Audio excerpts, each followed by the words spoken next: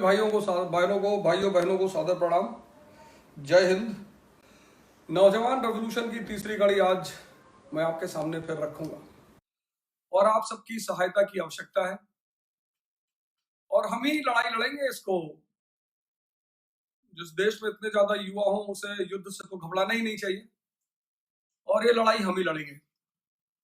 हमारे भाई तो खैर सेना सीमा पर खड़े ही हैं, लेकिन हमें उन्हें पीछे से सपोर्ट करना ही पड़ेगा। और कल मैंने आपसे एक बहुत बड़ी बात कही थी, शायद आपने ध्यान दिया उस बात पर, कि अगर एक बहुत बड़ी संख्या में इस देश में लोग इन्फेक्टेड हो गए तो सेना फिर अकेले पड़ जाएगी, क्योंकि वो इन्फेक्टेड लोग रसद कैसे पहुंचाएंगे। अगर हमारे दुश्मन देशों ने हमारे ऊपर हमला कर दिया और एक बहुत बड़ी संख्या में हमारे पास हमारे लोग अंदर इन्फेक्टेड हो गए तो फिर वो रसद वहां नहीं पहुंच पाएगी और हमारे भाई फिर अकेले पड़ जाएंगे और फिर हम खतरे में पड़ जाएंगे। इसलिए इस नौजवान क्रांति को आगे बढ़ाना, हर भाई को आगे आना है, युद्ध को आगे चलाना है। तो कहानी कल ये थी कि 1764 बक्सर का युद्ध, बंगाल पर कब्जा, अंग्रेजों ने सीधे तौर पर बंगाल अपने हाथ में ले लिया। जिस आदमी ने हिंदुस्तान पर साम्राज्य के बारे में सोचा वो था ड्यूक लेक, कल मैंने आपको बताया, और जिस आदमी ने उसको सपने के तौर पे देखा वो था क्लाइव। कल मैंने उस आदमी के बारे में आपको बताया। इन दोनों ने सपना देखा हिंदुस्तान में यूरोपीय साम्राज्य का। उस सपने की नींव रखी वॉरेन हेस्टिंग और कॉर्नवालिस ने। कल मैंने आपको बताया कि कॉर्नवालिस ने कैसे मैसूर को अपंग कर दिया, पैरालिटिक कर दिया, और फिर कहानी आगे बढ़ती है और 1798 में वेलेस्ली पहुंचता है हिंदुस्तान। अब पहला फॉर्मूला मैंने आपको बताया था कि हिंदुस्तान को अंग्रेजों ने सेना से नहीं जीता, आर्मी से नहीं जीता, 3 फॉर्मूलों से जीता। पहला फॉर्मूला मैंने आपको बताया, formula of king maker, interfere in the internal matters of Indians and have political and economic gains. दूसरा फॉर्मूला भी ड्यूक ने इवॉल्व किया, सब्सिडियरी अलायंस। 1797 में नेपोलियन उभर चुका है फ्रांस में और वो कहता है कि मुझे सर्वशक्तिमान बनना है, ब्रिटेन को जड़ से उखाड़ कर फेंकना। बहुत बड़ा नायक है, महानायक तो मैं नहीं कहूंगा, लेकिन बहुत बड़ा नायक है यूरोप के इतिहास का, और मुझे तो खैर बहुत पसंद है। जब मैं वर्ल्ड हिस्ट्री पर आऊंगा तो मैं आपको उसकी बड़ी ढेर सारी कहानियां सुनाऊंगा। वैसे जज्बा वाले इंसान अपने अंदर जज्बा पैदा करे, जज्बा, पता नहीं क्या क्या पैदा करता रहता है। जो पहली चीज इंसान को अपने अंदर पैदा करनी है वह है जज्बा, टेम्परामेंट, क्योंकि सारी लड़ाइयां टेम्परामेंट पे लड़ी जाती हैं। मुझे एक बड़ा अच्छा वाकया याद आ रहा है बाबर का। पानीपत के पहले युद्ध के समय एक सिपाही ने आकर बाबर से कहा कि सरकार हमारे पास तो हथियार है नहीं। उसने अपनी तलवार दे दी, कहा युद्ध सिर्फ हथियारों से नहीं लड़े जाते, यहां से लड़े जाते हैं। और कहते हैं कि इब्राहिम लोदी के पास 1 लाख की सेना थी और बाबर के पास 40,000 के आसपास थी, और फिर भी उसने इब्राहिम लोदी को हराया। जीतना एक जज्बा है और हारना एक सीख है। मैंने आपसे पहले दिन कहा कि हम तो मिडिल क्लास के थे, हम तो कई बार हारे, लोगों ने बड़ा मजाक उड़ाया कि अरे बड़े चौड़े हो गए थे कमिश्नर बनने के लिए। कुछ तो बने सर, कहीं तो पहुंचे। अगर वहां से शुरुआत नहीं करते तो आज यहां भी नहीं होते। मिडिल क्लास के लोगों को, लोअर क्लास के लोगों को ये एरिस्टोक्रेसी डराती है बेइज्जती के नाम पर। आपको उससे डरना ही नहीं, होने तो बेइज्जती, और जितनी बेइज्जती होती जाएगी उतना आप राइज करते चले जाओगे। और हर प्रमुख आदमी का नाम डायरी में लिख लो, एक डायरी बनाना बहुत जरूरी है। तो हम वेलेस्ली की बात कर रहे थे। तो 1797 में नेपोलियन उभरा फ्रांस में और उसने अपने आप को साबित किया, मिडिल क्लास का आदमी राष्ट्रपति बन रहा है यूरोप में। अब उससे बड़ा खतरा पैदा हुआ ब्रिटेन को। बड़े सारे रजवाड़े थे हिंदुस्तान में। अब ये हुआ कि साहब इतने सारे रजवाड़ों से तो कंपनी लड़ नहीं सकती, तो फिर क्या किया जाए। तो यहीं पे सेकंड फॉर्मूला पैदा हुआ, सब्सिडियरी अलायंस, सहायक संधि। और सहायक संधि में अब पहले दौर में, अब देखो आप अंग्रेजों का दिमाग, सब दिमाग रूल करता है साहब। तो पहले दौर में अंग्रेजों ने निकम्मों को गद्दी पे बिठाया, जिसने उनकी बात नहीं मानी उसे मार डाला, टीपू सुल्तान। दूसरे दौर में उन्होंने डराया कि अगर तुम हमारे साथ नहीं हो तो तुम गए, सहायक संधि, सब्सिडियरी अलायंस। उसमें पहला नियम यह था कि जो भी सब्सिडियरी अलायंस साइन करेगा उसके राज्य में अंग्रेज सेना की एक टुकड़ी रहेगी, उस सेना का पूरा खर्चा वो राज्य देगा। मतलब आर्मी अंग्रेजों की, पैसा हम देंगे। दूसरा ये था कि आप कोई फॉरेन रिलेशन नहीं रखेंगे। इन केस आपको कभी लगे कि यार हम तो फंस गए, किसी से मदद ले ले, वो सारे रास्ते आपके बंद हो जाएंगे। और तीसरा था कि ब्रिटिश रेजिडेंट आपके हिंदुस्तानी राजा के दरबार में रहेगा। ये एक तरह से गुलामी ही थी। आपने अगर अपना फॉरेन रिलेशन किसी को दे दिया और आप किसी की सेना अपने पैसे पे रख रहे हैं, और पहला राज्य जिसने इसे साइन किया वो था हैदराबाद। फिर अवध ने, वो पुराने सारे चमचे ही थे, उन लोगों ने साइन करते चले गए।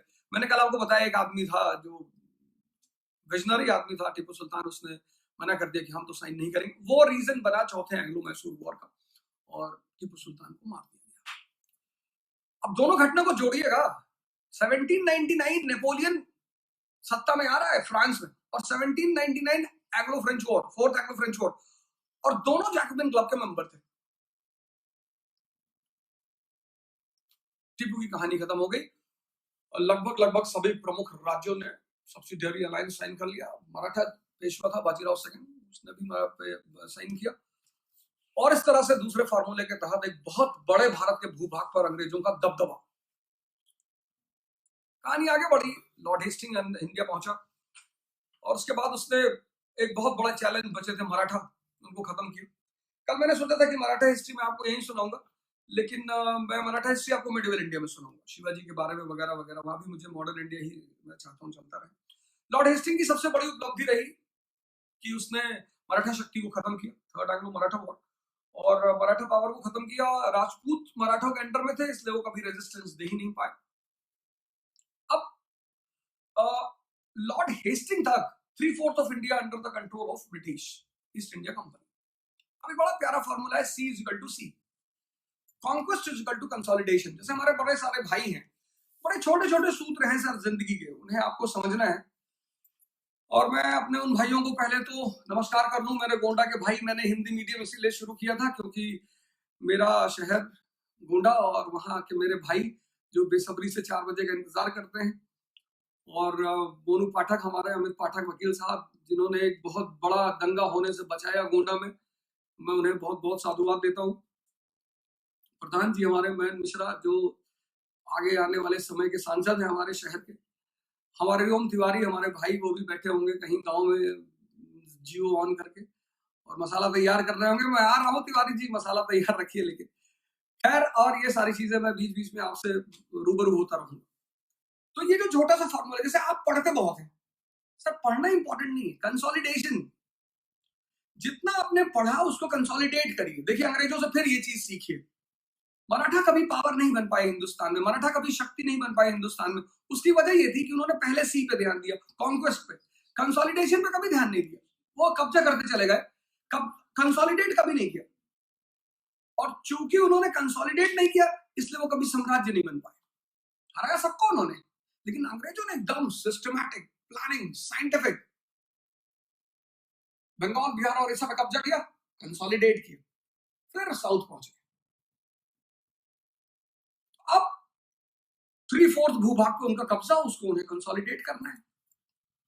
और ये हर समझदार आदमी का नियम है कि जितना कब्जा करो उसको पहले कंसोलिडेट करो। तो आपने एक चैप्टर तैयार किया, जैसे हमारे बहुत सारे भाई तैयारी करते हैं, तो कहते हैं, वो शर्त लगाते कि आज पूरी एनसीईआरटी खत्म कर लेंगे। सर, खत्म करना इशू नहीं है सर, समझना, कहानी को समझना, कहानी को देखना, ये सारे मुद्दे हैं सर। तो अब जब 3/4 भाग पर कब्जा है, हेस्टिंग जा चुका, लॉर्ड हेस्टिंग, तो फिर एक नया आदमी भारत पहुंच रहा है, विलियम बेंटिक। अब शासक के लिए एक बड़ा छोटा सा फॉर्मूला है, पॉलिसी डिपेंड्स अपॉन प्रायोरिटी। बड़ा प्यारा फॉर्मूला है सर। और ये सारे फॉर्मूले सिर्फ हिस्ट्री के फॉर्मूले नहीं है सर, जिंदगी के भी हैं। आप में बहुत सारे युवा हैं, शादी करनी है, गर्लफ्रेंड बनानी है, बॉयफ्रेंड बनाना है, और लंदन घूमने जाना है, स्विट्जरलैंड जाना है, बहुत सारे काम करने, बिल्कुल सर। लेकिन आप ये चीज सोचिए कि पहला काम कौन सा करें जिससे बाकी सारे काम होते चले जाए। और वो पहला काम है इकोनॉमिक स्टेबिलिटी। जो लोग अपनी जिंदगी में प्रायोरिटी सेट नहीं करते, वो बहुत परेशान होते हैं। P is equal to P+P, preparation is equal to priority plus planning. जिंदगी में प्रायोरिटी बहुत मस्ट है। अगर आप अपनी प्रायोरिटी सेट कर लेना कि first priority, second priority, third priority, और प्रायोरिटी के हिसाब से चले, सब मजा आ जाएगा जिंदगी का आपको। और दिमाग का काम ही क्या है सर? जिसको अपना दिमाग समझ में आ गया उसको पूरी दुनिया समझ में आ गई। लॉर्ड हेस्टिंग आता है, वो विलियम बेंटिक इंडिया आ रहा है, कॉन्सेप्ट क्लियर है उसके, कंसोलिडेट करना है। सिर्फ कंसोलिडेट नहीं करना है, चार्टर एक्ट 1833 1813 के तहत कंपनी की मोनोपोली खत्म कर दी गई है। इंडिया का दरवाजा खोल दिया गया ब्रिटिश कैपिटलिस्ट और इंडस्ट्रियलिस्टों के लिए। अब ब्रिटेन अपना गुड्स भारत में बेचेगा, ब्रिटेन अपना माल भारत में बेचेगा। कौन सा माल? Jeans, T shirt, tie. लेकिन ड्रेस डिपेंड्स अपॉन कल्चर। तो सऊदी अरेबिया के लोग बेदुइन्स बुर्का पहनते हैं, आदमी औरत दोनों पहनते हैं। बुर्का इज पार्ट ऑफ, सर हमारे लोग जो है ना दो चीज में कंफ्यूज आते हैं, एक फिलॉसफी में, कल्चर में। ड्रेस जो है ना सर वो कल्चर का पार्ट है, और कल्चर डिपेंड्स अपॉन ज्योग्राफी। सऊदीया का आदमी बुर्का करेगा सर, जून के महीने में हमारे देश के नॉर्थ इंडिया के ज्यादातर लोग बुर्का करते हैं, चेहरा कवर करके चलते हैं। किसकी वजह से? सन की वजह से। सऊदीया का आदमी लाश जला नहीं सकता सर, लकड़ी भारत से आयात करेगा या कैक्टस में जलाएगा। अब उनको अपना माल बेचना। अब आप प्रायोरिटी देखिए विलियम बेंटिक की, दो प्रायोरिटी है। पहली प्रायोरिटी ये है कि उसे जितना उसने कब्जा किया उसको कंसोलिडेट करना है, प्लस भारत को तैयार करना है ब्रिटिश कैपिटलिस्ट और इंडस्ट्रियलिस्टों के लिए, और एक बड़ा अच्छा सा चेहरा प्रेजेंट करना है अपना। तो पहला जबरदस्त अच्छा काम किया उसने, किया तो उसने अपने लिए, लेकिन जबरदस्त काम किया, सोशल रिफॉर्म्स। सोशल रिफॉर्म्स में उसने फीमेल इन्फेंटिसाइड खत्म की। स्त्रियों को हमेशा से संपत्ति माना गया था। आज भी आप देखिए घरों में, परिवारों में, गांव में, पड़ोसियों में, अगर किसी से दुश्मनी है और दुश्मन की बिटिया भाग जाए तो लोग बड़े खुश होते हैं, ये बहुत बढ़िया भैया, मिल गया बदला, हनुमान जी जो है दुखरनाथ दिन दिखा दिए, आज मजा आ गया भैया। तो शुरू से आज भी आप देखिए वो सारी चीजें आज भी चली आ रही। किसी से आपका झगड़ा है, वैमनस्यता है, लड़ाई है, उसके घर की बहन बेटी के साथ कुछ गड़बड़ हो जाती है तो लोग बड़ी खुशी मनाते हैं उस बात की। सर ये शुरू से चला आ रहा है। स्त्री जो है ना वो हमेशा से पुरुष के लिए गौरव रही है। तो ये राजपूताना, राजस्थान वगैरह वगैरह लड़ाइयां जिस क्षेत्र में ज्यादा होती थी वहां ये मार देते थे। खैर फीमेल इन्फेंटिसाइड रोका उसने। फिर उसने जो है सबसे बड़ा काम किया, ठगी रोका। ठगी हिंदुस्तान का तो कल्चरल, ठग जो है ये कल्चर है हिंदुस्तान का। खैर जो सबसे बड़ी चीज उसने खत्म की वो थी सती, सती प्रथा। प्रथा, प्रथा के रूप में बहुत खतरनाक, इसका बड़ा खतरनाक वर्णन किया है इब्न बतूता ने, उसकी किताब है रहला। कभी आप पढ़ें तो आपको पता चलेगा कि वो दिल्ली में टहल रहा था तो उसने देखा कि डेड बॉडी लेके लोग जा रहे हैं, और डेड बॉडी के आगे एक छोटी सी बच्ची, क्योंकि तब तो चाइल्ड विवाह होते थे, बाल विवाह होते थे, तो छोटी सी बच्ची दुल्हन के ड्रेस में आगे आगे चल रही थी। और बच्चों को नया कपड़ा पहनने में बड़ी खुशी होती है। तो आप जब किसी बच्ची को तैयार कर रहे हैं, नया कपड़ा पहना रहे हैं, गहना पहना रहे हैं, तो उसको तो बड़ी खुशी है ना कि आप हमें कहीं अच्छी जगह ले जा रहे हैं, कुछ अच्छा होने जा रहा है। तो जब उसने देखा कि डेड बॉडी लाश ले जा रहे हैं लोग और लाश के आगे एक छोटी सी बच्ची चल रही, तो उसे, और वो भी दुल्हन की ड्रेस में, तो उसे बड़ी क्यूरियोसिटी हुई कि यार कहाँ ले जा रहे हो यार। तो पीछे पीछे चलता रहा, शमशान पहुंचा, लोगों ने डेड बॉडी रखी उस पर, और फिर ढोल नगाड़े बजाए जाने लगे। और सर नियम ये था कि लड़की का बाप जो है उसे चिता में फेंकेगा। वो तो बेहोश हो गया, बतूता,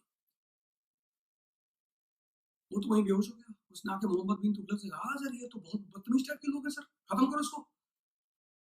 तो मोहम्मद बिन तुगलक ने कहा कि नहीं नहीं यार, हम यहाँ माइनॉरिटी में हैं और हमें शासन करना है। लेकिन उसने पाबंदियां लगानी शुरू की। उसने थोड़ी सी पाबंदियां लगाई कि आप राज्य से परमिशन लेंगे सती के लिए। अंग्रेजों ने ये बहुत बढ़िया काम किया, सती प्रथा का अंत किया। एक बहुत बड़ी कुप्रथा जो चली आ रही थी उसका अंत हुआ। सोशल रिफॉर्म किया उसने। अब सोशल रिफॉर्म जब उसने किए तो अब उसका पहलू देखिए आप।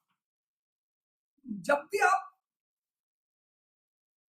किसी को ये दिखाते हैं कि तुम जो करते हो, तुम जो फॉलो करते हो वो अच्छा नहीं है, स्टैंडर्ड नहीं है, तो तुम जो करते हो अगर वो अच्छा नहीं है और मैं जो करता हूं वो अच्छा है,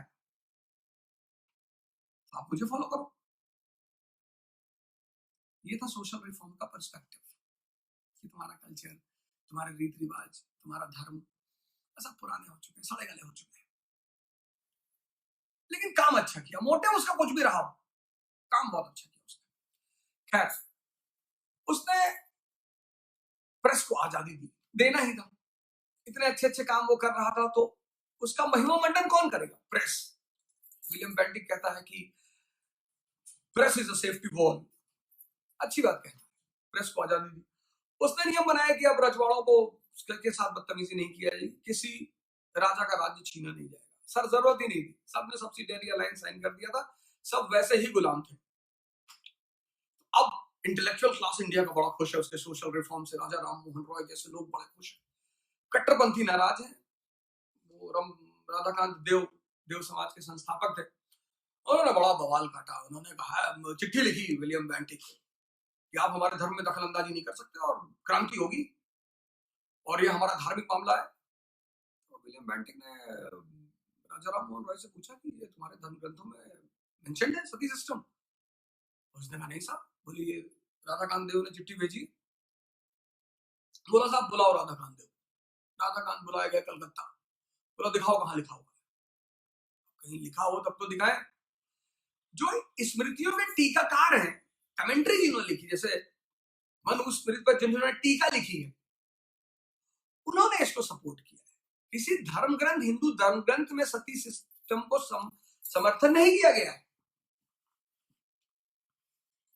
80% लोग आज हमारे समाज में ऐसे ही हैं जो सुनकर किसी चीज को मानते हैं। अभी मैं अमित पाठक के बारे में बता रहा था, हमारे वकील हैं, बैरिस्टर हैं, हमारे गोंडा के बैरिस्टर ही कहता हूं मैं उनको, छोटे भाई हैं हमारे, लेकिन आज मैं लॉयर उन्हीं की वजह से हूं। इसका उल्लेख करूंगा मैं, बड़ा एहसान है उनका, और प्रिय है हमारे, कभी कभी नाराज भी रहते हैं मेरे ऊपर। लेकिन गोंडा में दंगा होने से बचाए, इंदिरापुर गांव में एसपी से जाकर मिले। ललन सिंह जी हमारे यहाँ के एसपी थे, उनको जाकर सारी कहानी बताई। कहा सर, तो एसपी ने उनसे पूछा कि आपको क्या फायदा, आपको पता चल गया दंगा होने जा रहा है, तो आपको क्या फायदा है अगर आप दंगा रोक लेते हैं? तो बोले, सर मैं एक जिम्मेदार नागरिक हूं इस देश का, मेरा फर्ज है इस दंगे को रोकना। सर अगर ऐसे जिम्मेदार नागरिक सिर्फ 60% हो जाएं, सर देश का तो हुलिया ही बदल जाए।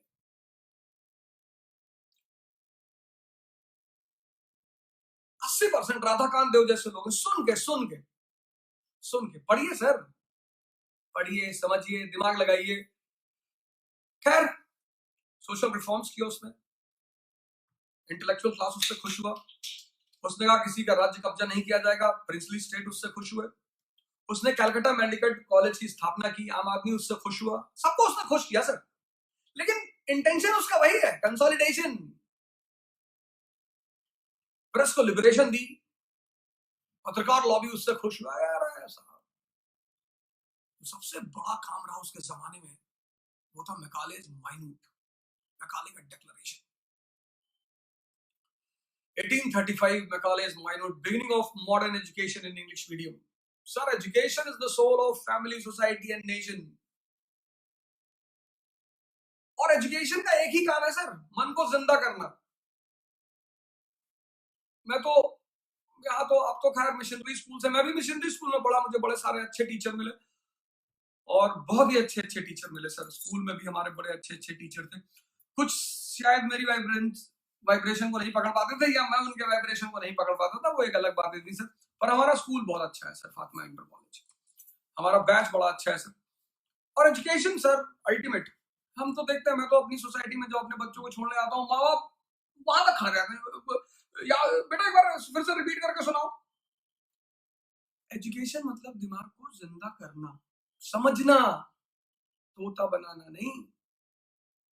तो सुप्रीम कोर्ट का धन्यवाद कि उसने पेरेंट्स के इंटरव्यू रोक दिए, वरना ये मिशनरी स्कूल्स में जब अपनी बड़ी बेटी का एडमिशन कराने गया तो प्रिंसिपल ने कहा, mister Roja you have to give the interview. मैंने कहा दोबारा? हाँ बोले, आपको इंटरव्यू देना पड़ेगा। मैंने कहा पूछिए। तो कहा what is the role of morality in the society. अरे मैंने कहा मैडम कुछ और पूछ लो, मोरालिटी में मत पूछो मैडम, गलत आदमी से सही सवाल कर रही हो। और इकोनॉमी पूछ लो, पॉलिटी पूछ लो, आईआर पूछ लो, मोरालिटी ओरालिटी पे कोई संत महात्मा से पूछो मैडम। बोली ले लो, आप कैसी बातें कर रहे हैं, आपको बताना पड़ेगा। मैंने कहा madam, morality has no role in the society, in the life of a person. I entered into your campus, your guards were there on the gate, आपके गार्ड्स खड़े थे गेट पर। मैं वहां से अंदर आया, मैंने आपके डोर पर नॉक किया, आपसे परमिशन ली, मैं अंदर आया, आपको गुड मॉर्निंग बोला, आपने रिप्लाई नहीं किया। मैम, अगर मैं गुड मॉर्निंग आपके गार्डों को कहता, हो सकता है वो रिप्लाई करते, तो इस तरह से वो आपसे ज्यादा मॉरल हुए। लेकिन फिर भी मैं आपके सामने बैठा हूं क्योंकि आपकी यूटिलिटी ज्यादा है। तो दुनिया में सबसे इंपॉर्टेंट चीज है यूटिलिटी। तुम यूटिलिटी पैदा करने के साथ साथ अगर मॉरल हो तो तुम महान हो। बहुत ज्यादा उपदेश के चक्कर में नहीं पड़ना चाहिए। दुनिया में हर व्यक्ति को जो सबसे पहली चीज पैदा करनी चाहिए वह है utility. Macaulay, modern education in English medium, बड़ी जबरदस्त चीज साहब हिंदुस्तान में, मॉडर्न एजुकेशन। हम मकाले के इस गिफ्ट से इंडेप्टेड है। लेकिन सर, आज देखो लॉकडाउन चल रहा था, चारों तरफ 10 फोन आते हैं मेरे पास। सर अच्छा नहीं लग रहा, सर ये नहीं लग रहा, सर पागल हो जाऊंगा, सर ऐसा हो जाएगा, सर वैसा हो जाएगा। ध्यान करो, नमाज पढ़ो। किसी की अच्छी चीज लेने का मतलब ये नहीं कि आप अपनी अच्छी को छोड़ दें। हिंदुस्तान के कल्चर की सबसे बेहतरीन चीज क्या है? ध्यान। आज चाइना का पावर देखिए, जापान का पावर देखिए, बुद्ध को मानते हो, विपासना, मेडिटेशन। अब जितने लोग मॉल्स में जाते थे, बियर बार में जाते थे, अब जाएं, लेके उठो, अब पैसे से बोलो शांति दे। अब उनको अकेलापन काट रहा है। अगर ध्यानी होते तो एकांत का मजा आता, बहुत मजा आता। सर मैकाले का modern education in English medium गलत नहीं था, बहुत अच्छा। आज मैं इतने सारे स्टूडेंटों से मिलता हूं और जब मैं उन्हें डिप्रेस देखता हूं, ऐसे ऐसे लड़के, एक साहब ने मुझे फोन किया, पता नहीं यूपी में कहीं से फोन किया, बोले मैं सुसाइड करने जा रहा हूं। मैंने कहा यार, अब जा ही रहे हो, मनी बना लियो तो जाओ, तो हमको 2 फॉर्च्यूनर खरीदवा दो। बोले कैसे? अरे मैंने कहा किडनी लीवर रखो, हम ही को दे जाओ। अरे बोले आप मजाक कर रहे हैं, मैं सीरियस हूं। मैंने कहा सुसाइड क्यों करने जा रहा है? मैं अपने घर से आया था दिल्ली, 20 रुपए थे मेरे जेब में। अगर सुसाइड से सारी समस्याएं हल हो तो मोदी जी कर ले, प्रधानमंत्री है देश का। किस चुनौती से गुजर रहा होगा वो आदमी। तुम्हारी जितनी बड़ी पद उतनी बड़ी चुनौती। अगर तुम्हें चुनौतियां नहीं चाहिए तो पद की आकांक्षा मत करो। अगर तुम्हें जिंदगी में अय्याशी चाहिए, मस्ती चाहिए, चपरासी बन जाओ यार। सबसे अय्याशी की जिंदगी चपरासी की है। डीएम का चपरासी देखो, जज का चपरासी देखो, बाहर बैठा हुआ है नहीं बना रहा है, बाबूलाल बैठे, जो भी मिलने आएगा 500 रुपए दे देगा कि बाबूलाल देखो साहब क्या कर। और 10 लोग अगर दिन भर मिलकर चले गए तो 5,000 रुपया बन गया। तो 5,000 रुपया पर डे के हिसाब से 1.5 लाख रुपए महीने, 50,000 सैलरी, 2 लाख रुपया। मार्केट स्विफ्ट लिया, बीवी लिपस्टिक लगाया, टहल रहा है बंदा, चपरासी बन जाओ। जब चुनौती झेलने की ताकत नहीं है, ये सबसे बड़ी विडंबना हमारे यूथ की। उसको ध्यान करना नहीं सिखाएगा, उसको इंटरनल पावर नहीं सिखाएगी, उसे लड़ना, संघर्ष करना नहीं सिखाएगा।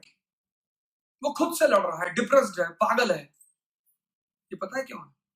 ये सिर्फ इसलिए है, मैं तो सौभाग्यशाली रहा कि मैं इलाहाबाद यूनिवर्सिटी पहुंच गया। दर्शन सब्जेक्ट मैंने अपना रखा, वहां से मेरी रुचि हुई स्पिरिचुअलिज्म में। बड़े अच्छे अच्छे प्रोफेसर मुझे वहां पे मिले। फिर मैंने आचार्य रजनीश को पढ़ना शुरू किया। फिर मैं माँ निर्मला देवी के साथ रहा, ध्यान, उनके यहाँ ध्यान किया।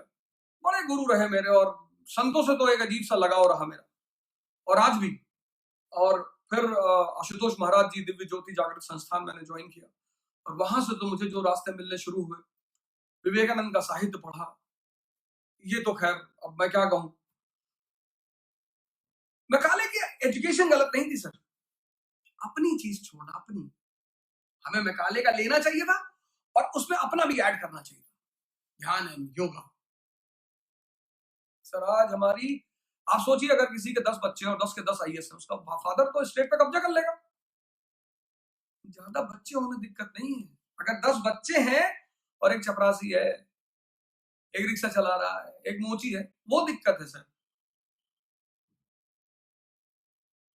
खैर, और जब मैकाले ने modern education in English medium launch किया, अब हिंदुस्तान के बच्चे पढ़ेंगे मॉडर्न स्कूल्स में, नौकरी मिलेगी, और जब सरकार से तनख्वाह मिलेगी तो सरकार की वाहवाही करेंगे। तो विलियम बेंटिक ने सारे तबकों को खुश किया, प्रिंसली स्टेट को खुश किया, इंटेलेक्चुअल क्लास को खुश किया, आम आदमी को खुश किया, मिडिल क्लास को खुश किया, सबको खुश किया उसने। और वो कंसोलिडेट करके उसका जो काम था, देखिए राजा, पॉलिसीज डिपेंड्स अपॉन प्रायोरिटी। किसी भी राजा को पढ़िए या लगा दीजिए, और जो भी राजा प्रायोरिटी के हिसाब से पॉलिसी नहीं बनाएगा वो परेशान रहेगा, वो चाहे अडवाणी हो और चाहे औरंगजेब हो। जो भी राजा पॉलिसी के प्रायोरिटी के हिसाब से पॉलिसी नहीं बनाएगा। बड़े सारे मित्र मुझे मैसेज भेजते रहते हैं कि आप मोदी जी के बारे में कुछ नहीं बोल रहे। सर, इस वक्त मैं कुछ नहीं बोलूंगा। हिंदुस्तान एक बहुत ही विषम परिस्थितियों से गुजर रहा है। डेमोक्रेसी का सबसे बड़ा सिद्धांत है क्रिटिसिज्म, लेकिन मेरी आपसे अपील है, सरकार और प्रधानमंत्री को सिर्फ समर्थन करिए। इस वक्त हमारे राजा को हमारी जरूरत है, हमारे राजा को हमारे युवाओं की जरूरत है। 21 दिन का लॉकडाउन है, और शरीर के मॉडर्न इकोनॉमी के 3 अंग हैं sir, market, stock exchange, banking, और तीनों जुड़े हैं। और अगर मल्टी ऑर्गन फेलियर होता है, मार्केट गिरी, स्टॉक एक्सचेंज अपने आप चला जाएगा, क्योंकि स्टॉक एक्सचेंज यही लगाता है पैसे, और पैसा लेता है उसके, इनके बीच मीडिएटर कौन है मार्केट और स्टॉक एक्सचेंज के बीच में? Bank. Current account, saving account, mutual fund, insurance policies. अगर बैंक कोलैप्स किया, मनी इकोनॉमी कोलैप्स हो जाएगी। अच्छा टाइम है हमारे पास। इस वक्त हमें मतभेदों पर ध्यान नहीं देना है, या हमारी बकरी उठा ले गया रहा, गुड्डू पापा अम्मा अम्मा एक चक्कर कर गया ना, ये सब बातें करने का टाइम नहीं है सर। ये सब बात करने का टाइम नहीं है। तो विलियम बेंटिक ने अपना काम किया, विलियम बेंटिक अपना काम करके जाता है। उसके बाद जो अगला महत्वपूर्ण आदमी है वो है डलहौजी। 1848 में इंडिया में एंटर करता है, और जब वो एंटर करता है तो इंडस्ट्रियल रेवोल्यूशन ब्रिटेन में अपने पीक की तरफ पहुंच रही है। और जब इंडस्ट्रियल रेवोल्यूशन ब्रिटेन में अपने पीक पे पहुंच रही है, तो लेबर कॉस्टली हो रहा है, जैसे आज चाइना में लेबर कॉस्टली है, तो इंटरनल मार्केट वहां एग्जॉस्ट हो रही है। अब ब्रिटेन के कैपिटलिस्ट और इंडस्ट्रियलिस्ट ऐसी जगह चाहते हैं, सेफ जगह, जहां वो अपना पैसा इन्वेस्ट कर सके, जहां लेबर चीप हो, मार्केट अच्छी हो, रॉ मटेरियल अवेलेबल हो, और उनके लिए सबसे अच्छा ऑप्शन था हिंदुस्तान। अब जब डलहौजी हिंदुस्तान पहुंच रहा है, तो उसकी प्रायोरिटी ये है कि हिंदुस्तान को इस काबिल बना है जिससे कि ब्रिटेन के कैपिटलिस्ट और इंडस्ट्रियलिस्ट हिंदुस्तान में इन्वेस्टमेंट कर सके। उसके लिए क्या करना होगा? ये जो मरे हुए राजा महाराजा, इनको कहा रेलवे लाइनें बिछेंगी। पता लगा रजवाड़ी से रेलवे लाइन गुजर रही है, राजा साहब ने कहा नहीं, हमारे रास्ते से रेलवे लाइन नहीं जाएगी, तो हटाई दो इनको। तो पहला फॉर्मूला हिंदुस्तान पे कब्जे का था किंगमेकर, दूसरा सब्सिडियरी अलायंस, और तीसरा फॉर्मूला इसने निकाला डॉक्ट्रिन ऑफ लैप्स। तो पहले फॉर्मूले में उन्होंने निकम्मों को गद्दी में बिठाया, दूसरे फॉर्मूले में उन्होंने निकम्मों को डराकर अपने कब्जे में किया, और तीसरे फॉर्मूले में उन्होंने कहा कि इतने निकम्मे होगी, बच्चा नहीं पैदा कर पा रहे, तो निकलो यहाँ से। लेकिन कुछ राज्य ऐसे थे जिनके पास बड़े सारे बच्चे थे। अवध के पास वाहिद अली शाह, 50 बच्चे, सारे लीगल। अब उनको लगा यार यहाँ क्या करें। अवध में मैल एडमिनिस्ट्रेशन लगा दिया कि तुम यार शासन नहीं चला पा रहे हो, 15-15 घंटे तुम कथक करते हो। और इतनी नवाबी थी नवाबों की कि जब कंपनी की सेना महल में घुसी तो नवाब साहब ताली बजा रहे, तो सैनिकों ने पूछा कि ताली बजा रहे, खुशी है? अरे बोले खुशी नहीं है, नौकर को बुला रहे कि कोई चप्पल उठा ले तो भागे। इस तरह के एक हमारे राणा प्रताप है, राणा सांगा है, कि एक हाथ कट चुका है, एक पैर कट चुका है, 150 घाव लगे हुए, लड़ाई कर रहे हैं। वो है जज्बा। एक आदमी ताला बजा रहा है कि ताली बजा रहा है कि हमारी चप्पल ले तो हम भागे।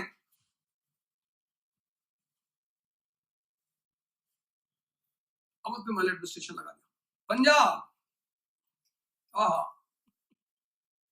पंजाब मतलब बसने की अच्छी जगह है पंजाब। और पंजाबी तो खैर हरमन तुम्ही से कह रहा हूं, तुम बैठे होगे, तुम्ही से कह रहा हूं। तो पंजाबी जैसा दिलदार डॉक्टर भूपेंद्र सिंह आप सुन रहे हो तो मैं आप ही से कह रहा हूं ये बात। तो पंजाबी तो खैर पंजाबी, उसका कोई मुकाबला नहीं। और पंजाब का दुर्भाग्य ये है कि फर्टाइल लैंड है और गेटवे है, भारत और पश्चिम और पूर्व का व्यापार चल रहा है, उसमें पंजाब गेट है, गेट। अगर आपको सेंट्रल एशिया में एंटर करना है तो वाया पंजाब ही जाना है। तो सेंट्रल एशियंस के लिए भारत में घुसने का जो दरवाजा है वो है पंजाब, इसलिए जितने भी सेंट्रल एशियंस आए वो पंजाब के रास्ते से ही आए। अच्छा, प्राचीन भारत में जो सेंट्रल एशियंस, मध्य एशियाई भारत आए, वो भारत आके भारत में बस गए, तो पंजाबियों को ज्यादा दिक्कत नहीं हुई। लेकिन मेडिकल पीरियड में जो महमूद गजनी का टाइम शुरू हो रहा है, वहां से वो आए, लूटे और गए। अब पंजाबियों के लिए बड़ी दिक्कत हो गई। ये आते थे, लूटते थे, औरतों को उठा ले आते थे और चले आते थे। अब तो पंजाबी हिल गया, और necessity is the mother of invention. खैर, उसके बाद महमूद गजनी और मोहम्मद गौरी के बाद दिल्ली सल्तनत बना, बड़ी लंबे समय तक उसने पीस दिया, शांति दिया। लेकिन फिर फिरोज शाह तुगलक के बाद दिल्ली सल्तनत भी खत्म हो गई, और 1398 में तैमूर अंदर आ गया। फिर उसने लूटा और बड़ी तबाही मचाई दिल्ली और पंजाब में। तो necessity is the mother of invention. 1398 Timur और 1569 गुरु नानक, बाबा नानक शाह फकीर, हिंदुओं का गुरु, मुसलमानों का पीर। अफगानिस्तान में सिख भाइयों को मारा इन्होंने। अरे जाहिल, सिखों को मत मारो, यही एक कौम है जो दुनिया में सबकी सेवा करती है बड़े प्यार से, सबको खाना खिलाते हैं सिख। मैं तो बहुत प्रभावित थी इस कौम से, मैं तो कभी कुछ कहता ही नहीं सिखों को। मैं हिंदुओं को बोल दूं, मुसलमानों को बोल दूं, बड़े नाराज रहते हैं हिंदू मुसलमान। मैं सिखों को कुछ नहीं कहता। उसकी सिर्फ एक वजह है कि मैंने मस्जिद के बाहर मुसलमानों को भीख मांगते हुए देखा है, मैंने मंदिर के बाहर हिंदुओं को भीख मांगते हुए देखा है, और मैंने अपनी इतनी उम्र में आज तक किसी सरदार को किसी गुरुद्वारे के बाहर बैठकर भीख मांगते हुए नहीं देखा। कौम ऐसी होनी चाहिए।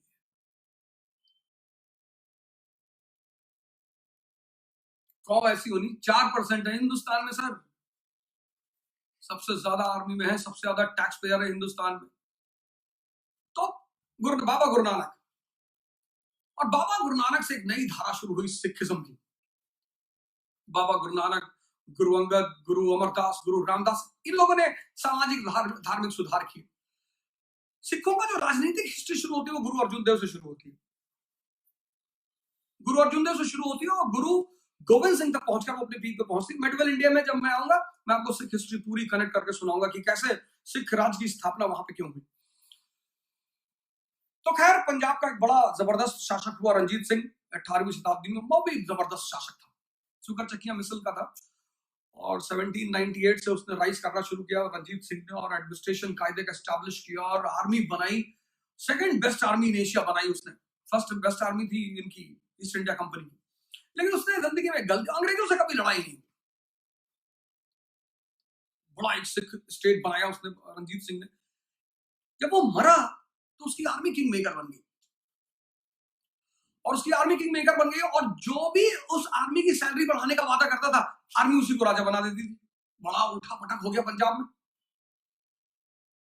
तो फिर पंजाब में राजा रंजीत सिंह की विधवा थी रानी जिंदान, वो एलन बरो से मिलने आई, और एलन बरो से, गवर्नर जनरल से, उन्होंने कहा कि सरकार हमारा बेटा है दिलीप सिंह, इसको राजा बना दीजिए। अंग्रेजों को विभीषण की हमेशा तलाश थी। मैंने आपसे कहा कि विभीषण जो है ना, वो हर जगह मौजूद है, खासकर हमारे जैसे मुल्कों में जहां पे गरीबी है और वैमनस्यता है, ईर्ष्या है। हिंदू मुसलमानों में कोई झगड़ा नहीं। मैं इतने सारे मुसलमान इंटेलेक्चुअलों से मिला, मैं इतने सारे हिंदू इंटेलेक्चुअलों से मिलता हूं, कहीं किसी का कोई झगड़ा है? कोई झगड़ा नहीं, कोई झगड़ा ही नहीं। लेकिन मैं जानता हूं कि इसको खत्म भी नहीं किया जा सकता, क्योंकि स्टेट का सबसे बड़ा फॉर्मूला है डिवाइड एंड रूल। लेकिन हमारा मुल्क, एलन बरो को विभीषण की तलाश थी, मिल गई बस। 1848 में डलहौजी ने पंजाब पर भी कब्जा कर लिया। तो उसने वो साम्राज्यवाद का जो सर्कल शुरू हुआ था, कहां से? बंगाल से, वो पूरा हुआ 1848 में। एक और क्या अंग्रेजों ने खेल खेला भाई साहब, वाह! पहले किसको मारा? बंगालियों को 1765 में। बंगालियों को मारा, साउथ इंडियन बड़े खुश हुए कि वेरी गुड, बहुत अच्छा कि आपने मारा सर। 1799 में उन्होंने साउथ इंडियंस को मारा, साउथ इंडियन पीटे गए, मराठा बड़े खुश हुए कि तंबाकू पान गुटखा खाऊं थूके नहीं, मराठी बड़े खुश हुए। 1816 में इन लोगों ने मराठियों को उड़ा दिया। देखिए एक एक करके मारा, मराठियों को उड़ा दिया, पूरा हिंदुस्तान बड़ा खुश हुआ। इन लोगों ने सबसे हफ्ता लिया था चौधरी सरदेश मुखी। 1843 में सिंधियों पर कब्जा कर लिया, 1848 पंजाब और 1856 अवध। 1856 में हिंदुस्तान में हर आदमी ऐसे गाल पे हाथ रख के बैठा हुआ था, हमको भी मारा भैया। तब सब यूनाइट हुए, सुधर जाओ, नहीं तो अब की बार चाइनीज कब्जा करेंगे। पाकिस्तान पे तो कर ही चुके हैं, वो हम छुड़ा लेंगे। पाकिस्तान कोई बड़ी चीज नहीं है, चाइनीज बहुत बुरी मार खाएंगे। जो इन लोगों ने ऑस्ट्रिया को खत्म किया, जर्मनी जो फर्स्ट वर्ल्ड वॉर में हाल हुआ था जर्मनी और ऑस्ट्रिया का, वही हाल होगा चाइनीज का। खेल अच्छा शुरू किया इन लोगों ने, कोई बात नहीं, जर्मनी ने भी खेल अच्छा शुरू किया था। लगता था कि विलियम सेकंड हारेगा ही नहीं। हिटलर की सेनाएं आगे बढ़ती थी तो लगता था कि अरे बाप रे बाप, शैतान खुद ही चल रहा है। ऐसा कुछ नहीं होता, खेल तुमने सेट किया, खत्म हम भी करेंगे। दुनिया में जो भविष्य है वो सिर्फ इस देश का है, हिंदुस्तान का। यहाँ की महान जनता, यहाँ के संत, बस उस जनता को एक बार तुम बता ले जाओ कि यार ये है कंडीशन। हमारी प्रजा, हमारे जो लोग हैं ना, ये बड़े अच्छे हैं, मस्त हैं, ये नासमझी करते हैं। खाने को हमारे यहाँ हाई है, हमारी लैंड देखो, हिंदुस्तान खासकर उत्तर भारत, हमारी जो जमीन है, लोहा फेंक दो AK-47 निकला। कितनी उपजाऊ जमीन है हमारी, 5 मीटर में पानी निकल आता। और अगर आपके पास यूपी में, पूर्वांचल में 10 बीघा जमीन है और बुलेट आपके घर के बाहर खड़ी, आगे लिखा हुआ महाकाल और ट्रैक्टर, आप चौधरी, और सुबह सुबह 8 बजे भाई साहब गांव की बाजार में आ जाइए, 4 लोग बैठे हुए हैं कि और भैया, भैया तिवारी भाग गए। और जो भाई साहब मजा इस देश में है ना, वो दुनिया में कहीं नहीं है भाई साहब। ये अजीब सा देश है, बड़ा प्यारा सा देश है। यहाँ के लोग बेवकूफ नहीं है साहब, मस्त है, उन्हें चीजें समझ में आती है, थोड़ा सा देर हो जाता है। इसलिए मैं आपसे कह रहा हूँ, इसलिए मैं आपसे पहले दिन से अपील कर रहा हूँ कि सरकार और प्रधानमंत्री के हाथ को मजबूत करिए। बाद में देखेंगे, बाकी बातें बाद में देखेंगे। एक एक आदमी तक बात पहुंचाइए। मंदिर सारे बंद हो चुके हैं, मस्जिद भी लगभग सारी बंदे हो चुकी हैं। लेकिन अगर आपके इलाके में कोई जा रहा है, भीड़ बना रहा है, उसको समझाइए कि भैया इबादत कहीं भी कबूल होती है। कोई बात नहीं, नहीं समझ पा रहे, उनका मजाक मत उड़ाइए। हर आदमी, हाँ एक बात और, एक सबसे बड़ी महत्वपूर्ण बात मैं आपसे कहना चाहता हूं कि जैसे ये संकट खत्म होगा, जो कि खत्म ही हो जाएगा, तो मैं एक ऑनलाइन क्लासेस शुरू करने जा रहा हूं। और जितने लोग आप में से लोग नौजवान क्रांति के हिस्सेदार हैं, मतलब जिन्होंने भी 2-2 मिनट का वीडियो बनाकर अपने अपने एरिया में भेजा है, मैसेज भेजा है, उनको मैं NCERT की फ्री क्लासेस पढ़ाऊंगा। फिर से बोल देता हूं, नहीं तो आप कहोगे बाद में पलट गया आदमी। मैं कराऊंगा IAS की तैयारी, कोई फीस नहीं लूंगा। NCERT, मैं इकरा IAS के डायरेक्टर से भी बात कर लूंगा, फैजल साहब से भी बात कर लूंगा, हालांकि वो हमेशा इन सब बातों के लिए तैयार रहते हैं, मैं उनसे भी बात कर लूंगा। कोई फीस नहीं, NCERT में पूरी तैयार कराऊंगा। बस शर्त फीस के रूप में आप मुझे 2 चीज देंगे। एक, मैं वो वीडियो देखूंगा जो आपने बना के भेजे थे लोगों के पास, अपील किया था आपने, वो मुझे वीडियो देखना होगा। और दूसरी चीज, अगर आप मुझसे कुछ भी सीख रहे हैं तो मैंने कहा 100 रुपया निकालकर किसी नीडी आदमी को दे दीजिए। जहां तक आपकी रीच है, जहां तक आप किसी की मदद कर सकते हैं, करिए सर। क्योंकि जब आप मदद करते हैं ना, तो आप नहीं करते, आपके रूप में भगवान का। आप कभी ये मत सोचिएगा कि मैं किसी की मदद कर रहा हूं, हमारी तो तुम्हारी औकात ही नहीं। आज से 20 साल पहले मेरे पास खाने को नहीं था, उसने दिया। मैं कितनी बार तो गुरुद्वारे में खाना खाया हूं, और वो सब सीख थी सर, वो सब मजा था, वो सब संघर्ष था और मजेदार था, वो ऐसी बुरी बातें नहीं। तो सब कुछ वही देता है सर। तो जब वो देता है तो वो अपना हिस्सा मांगता भी। नीडी को दीजिए, नीडी। अगर आपके घर से 4 लोग गुजर रहे हैं, पैदल जा रहे हैं, अपने घर की तरफ जा रहे हैं, आप उन्हें खाना दे सकते हैं, दे दीजिए सर। वो मेरी फीस है सर, नीडी लोगों की मदद करिए, वीडियो बनाइए। कृष्णा विनोय ने जो वो आई डिड प्रोग्राम शुरू किया, उसके अंतर्गत आप प्रधानमंत्री में दान दीजिए। दान देकर सर फेसबुक पे मत डालिए, दान गुप्त ही रहने दीजिए। और युवा भाइयों से तो बिल्कुल, और गिफ्ट के तौर पर मैं आपको एक चीज और भी दूंगा हिस्ट्री खत्म करने के बाद। ये तो कहानी मस्ती में सुना रहा हूं। तो डलहौजी ने पहला टारगेट पूरा कर लिया, सारे रजवाड़े जो इधर उधर के लोग थे खत्म कर दिए सबको, बढ़ाओ बढ़ाओ, ये निकम्मे लोग हटाओ। दूसरा काम उसने किया इंफ्रास्ट्रक्चरल रेवोल्यूशन।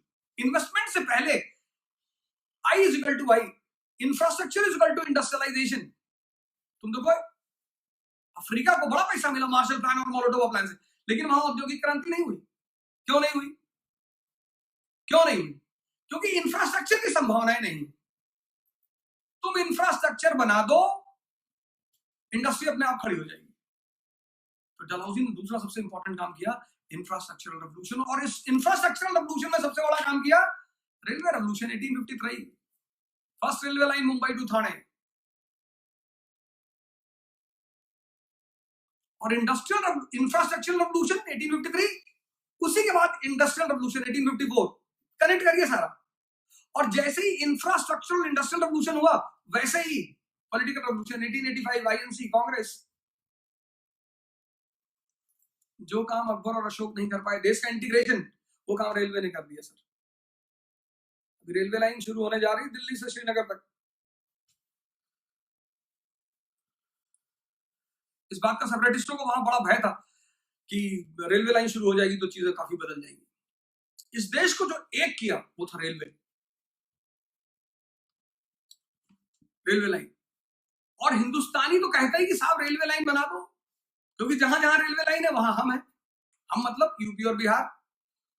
और एक बार ये गैंग कहीं पहुंच गई, उसके बाद वो टेरिटरी हमारी है।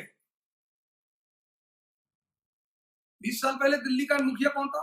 नंदलाल खुराना। आज कौन है? मनोज तिवारी। हम तो अपनी सरकार से कहते हैं कि संघाई तक रेलवे लाइन डलवा दो, बाकी हमारे ऊपर छोड़ दो, हम संभाल लेंगे।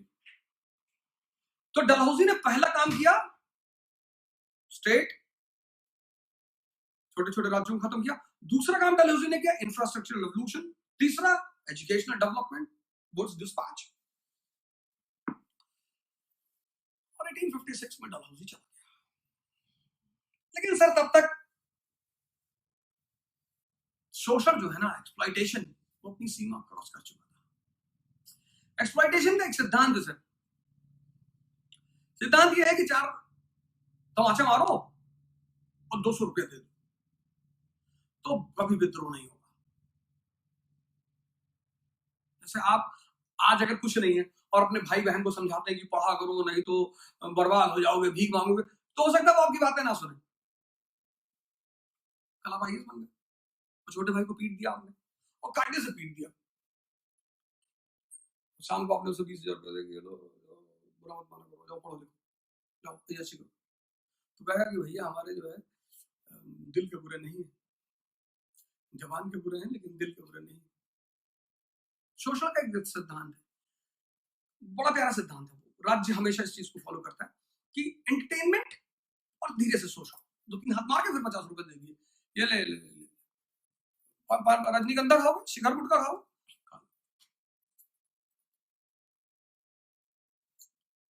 जनता को कहां समझ में आती है चीजें, और जनता समझ जाए ना सर, फिर तो जरूरत ही नहीं किसी चीज की। शोषण ने जो है अपनी सारी सीमाओं को तोड़ दिया। अमरोहा के कलेक्टर ने लिखा गवर्नर जनरल ऑफ हिंदुस्तान को कि साहब यहां घास को छोड़कर लोगों के पास खाने को कुछ भी नहीं। तो गवर्नर जनरल ने कलेक्टर को वापस लिखा कि घास कलेक्ट कर लो, बड़ी अच्छी चीज है, उससे भी रेवेन्यू आता है। ये आलम था कंपनी के शोषण। और कंपनी क्यों ना करेगी शोषण सर? हर चीज के, कल मैंने आपसे कहा था ना गेम के नियम होते हैं। तो 1757 टू 1857 भारत में शासन कौन कर रहा है? East India company. कंपनी को किसी के वेलफेयर से क्या लेने देना? कंपनी तो फायदा देखती है ना सर।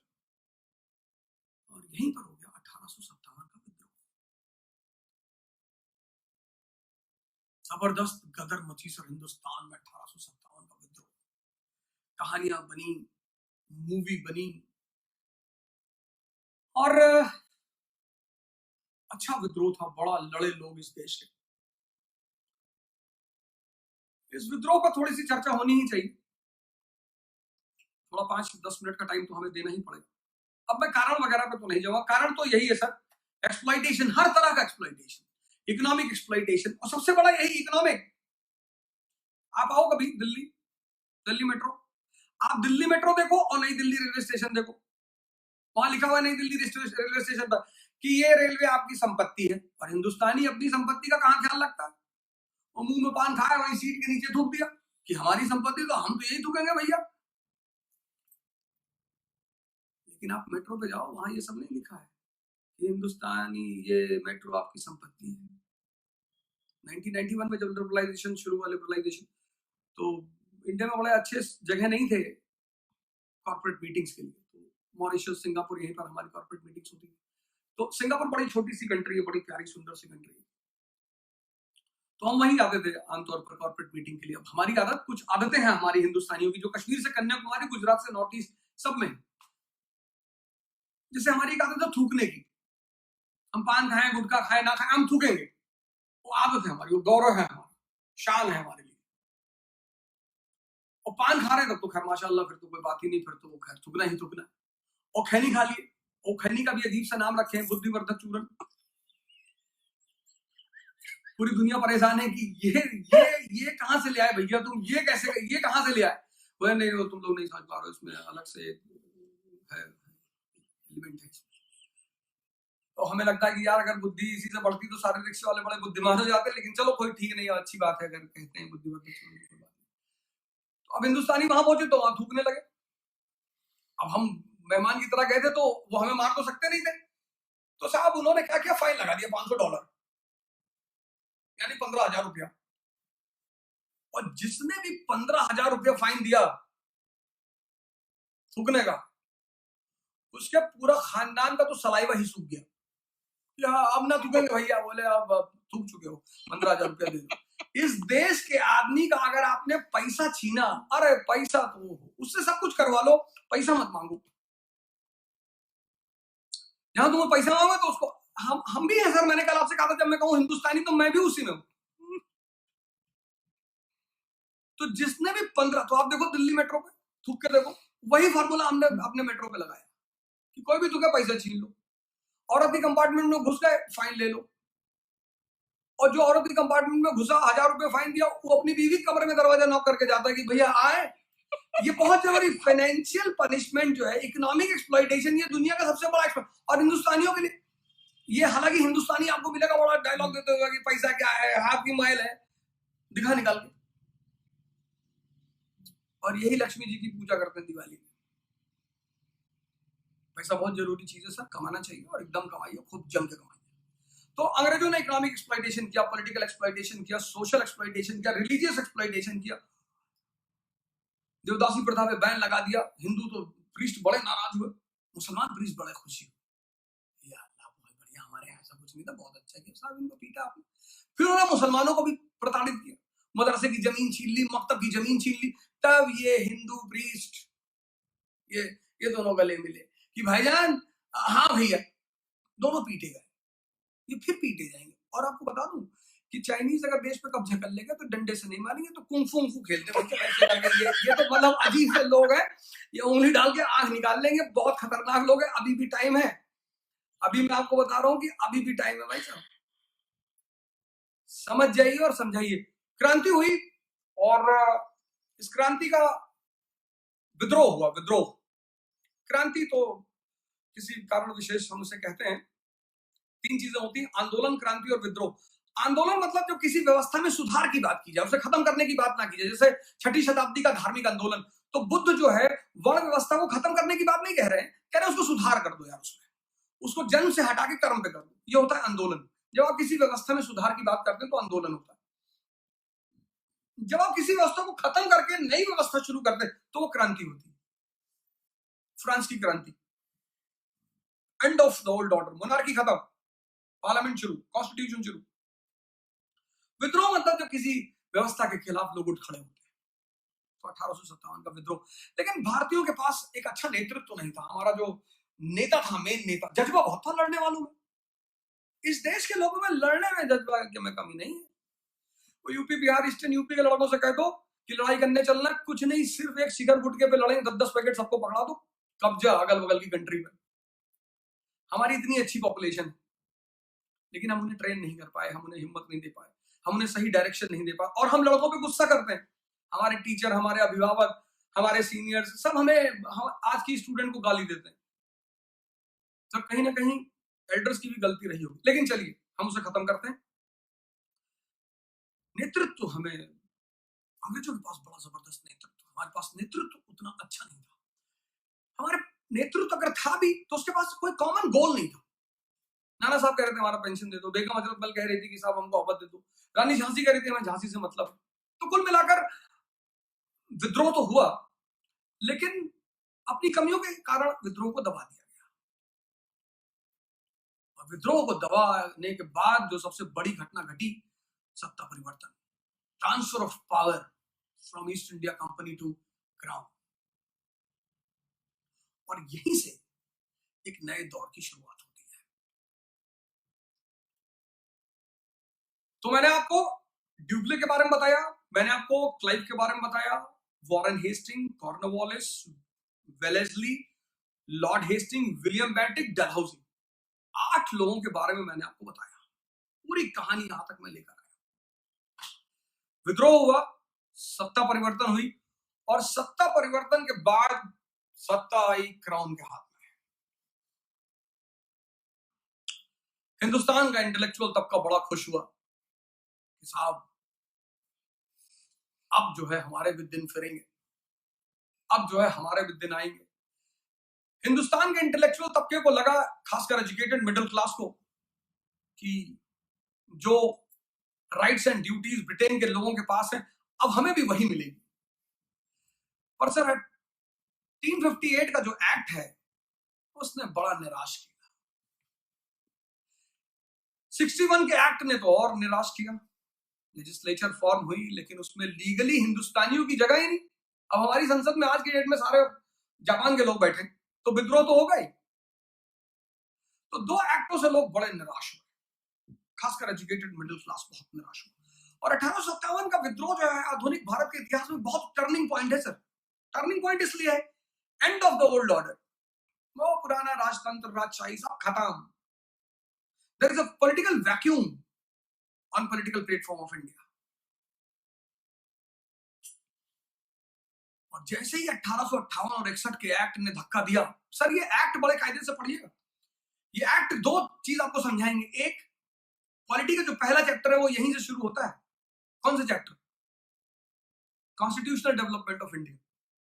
तो 58 में क्या डेवलपमेंट हुआ, 61 में क्या हुआ, 92 में क्या हुआ, 1909 में क्या हुआ, 1990, वो चीज। और फ्रीडम स्ट्रगल भी यहां से शुरू होती है, क्योंकि एजुकेटेड मिडिल क्लास बहुत डिसअपॉइंट हुआ दोनों एक्ट से, और पॉलिटिकल वैक्यूम था, वो उस वैक्यूम पर आकर खड़ा हो। और यहीं से शुरू हुई स्वतंत्रता आंदोलन की कहानी। आज का मेरा एपिसोड यहीं तक रहेगा। फिर नौजवान क्रांति की बात मैं फिर से वापस आ रहा हूं। सर बहुत अच्छा, सरकार की तरफ से काफी अच्छी रिपोर्टें भी आई हैं।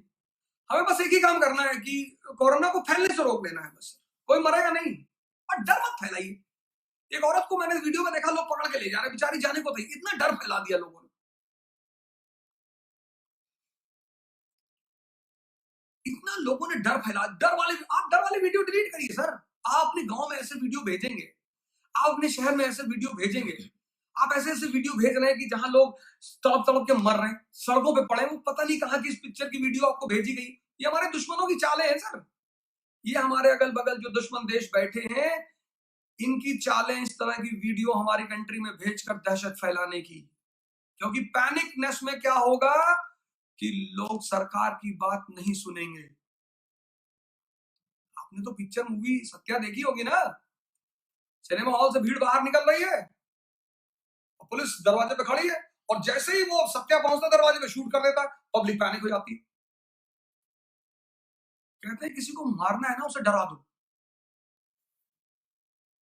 ये दुश्मन हमारे ऊपर कई तरह से हमले कर रहा है सर।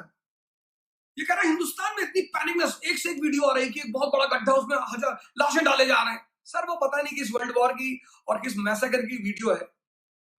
आज की डेट में आप सब तो आईटी प्रोफेशनल्स आधे ज्यादा बैठे होंगे, कोई डराने वाला वीडियो किसी को मत भेजिए। सबको मैसेज भेजिए कि कोई नहीं मरेगा कोरोना से, मारेंगे बॉर्डर पे चल के। हर आदमी ये मैसेज भेजे कि मारना है बॉर्डर पे चल के, लड़ाई लड़ना है, जंग लड़नी है। कौन कौन मरेगा? कोरोना से मरेंगे। आप इतना डरा देंगे अपनी पब्लिक को, वो आपका सपोर्ट करेगी? हल्का सा जुकाम होगा वो अस्पताल भाग जाएगी, हल्का सा बुखार होगा बेहोश हो जाएगी। आप साइकोलॉजी को नहीं समझ रहे हैं। रिपीटेडली अगर एक तरह की वीडियो अगर आपके पास भेजे जाएंगे, और ये सब साजिश के तहत हो रहा है सर। ये मोबाइल हमारा वेपन है, उनका भी तो है सर। वो बॉर्डर उस पार से मैसेज भेज देंगे कि फलाना फलाना हाकिम मौलाना ने कहा है कि अगर जुमे की नमाज मस्जिद में नहीं होगी। नहीं, आप तारिक जमील साहब को सुनिए, हिंदुस्तान में एक से एक मुसलमान आलिम है, आप उनको सुनिए। आप हर अरे आदमी को क्यों सुन रहे हैं?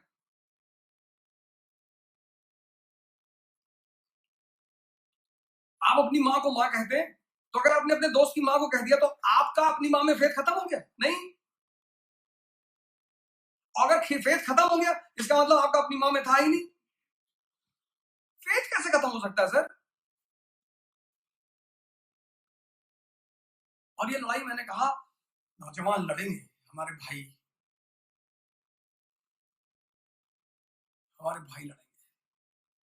हमारे भाइयों ने बड़ी तमन्ना रही होगी सबको कि यार थर्ड वर्ल्ड वॉर देख ले, अब पार्टिसिपेट कर लो।